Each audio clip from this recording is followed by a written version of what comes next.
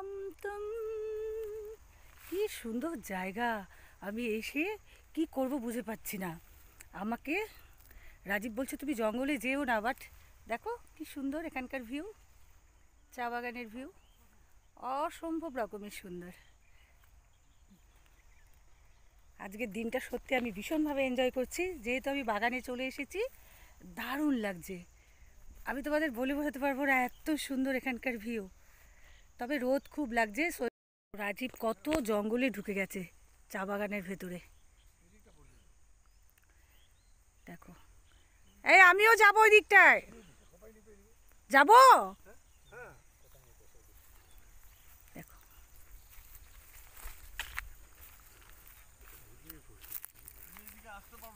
কেন পারবো না, পারবো, কিচ্ছু হবে না, পারবো। এ ওরা কোথায় চলে গেল বুঝতে পারছি না। ও ওই দিকটায় আছে, ওই দিকটায় আছে। দারুণ সুন্দর। দেখো বন্ধুরা, কি সুন্দর জায়গা, চা বাগানের প্রাকৃতিক পরিবেশ অসম্ভব রকমের সুন্দর। আমরা যারা উত্তরবঙ্গে থাকি তারা কিন্তু চা বাগানের এইসব প্রাকৃতিক পরিবেশগুলোকে খুবভাবে এনজয় করি। আর তোমরা যারা অনেক দূরে থাকো এসব চা বাগান দেখতে পাও না, কখনো সখনো হয়তো দেখো, কিন্তু আমরা কিন্তু এসব নিয়েই থাকি। দেখো এখন ঝুনি হয়ে গেছে, তবু কিন্তু এর সৌন্দর্যতা একটুও কমেনি।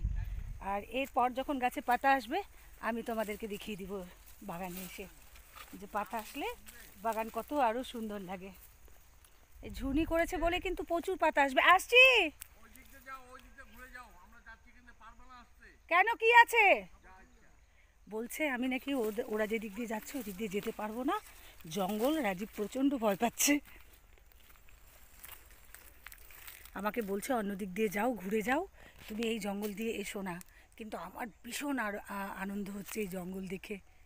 শহরের সেই মানে ভিড়ভাট্টার থেকে কখনো সখনো এই বাগানে চলে আসলে না, এর যে মানে একটা স্নিগ্ধতা, শান্ততা, এটা আমাকে খুব মানে আকৃষ্ট করে। আমার ভীষণ ভালো লাগে। আমি মাঝে মাঝেই রাজীবের সাথে চলে আসি কিন্তু বাগানে।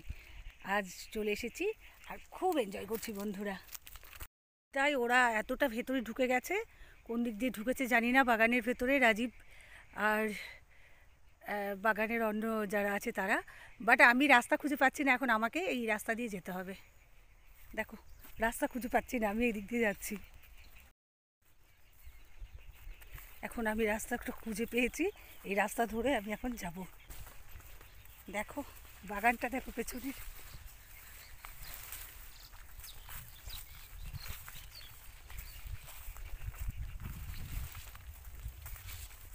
আমি একদম সরু রাস্তা দিয়ে যাচ্ছি কিন্তু দুপাশ থেকে গাছ। দেখো ভিউটা দেখো বাগানের বন্ধুরা।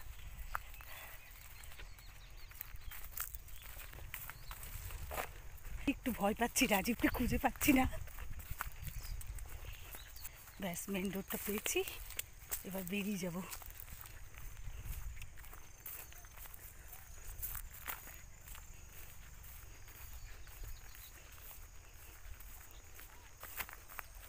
আমি দেখো এইভাবে কোথা দিয়ে বেরোবো কিছু বুঝে পাচ্ছি না, একদম বাগানের মাঝখানে আছি।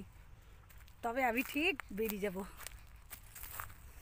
আমি একটা বড় রাস্তা পেয়েছি যেটা দিয়ে হাঁটছি, দৌড়ে দৌড়ে চলে যাব, তাড়াতাড়ি পৌঁছে যাব।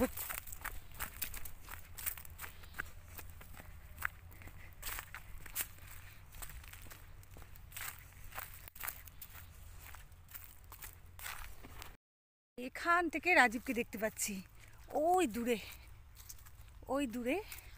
আর আমি ভেতরে ঢুকে আর বের হতে পারছি না, বাগানের একদম গভীর জায়গায় ঢুকে আছি। দেখবে আমি দেখাচ্ছি তোমাকে আমি কোথায় আছি, তোমাদের দেখিয়ে দিচ্ছি, এক ক্যামেরায় তোমাদের দেখিয়ে দিচ্ছি চা বাগানের দৃশ্যগুলো। দেখো কি সুন্দর ভিউ, আর সূর্যটাও আকাশে একদম মেঘের আড়ালে রয়েছে। দারুণ, আজকের দিনটা দারুণ কাটছে বাগানে এসে, সত্যি তাই।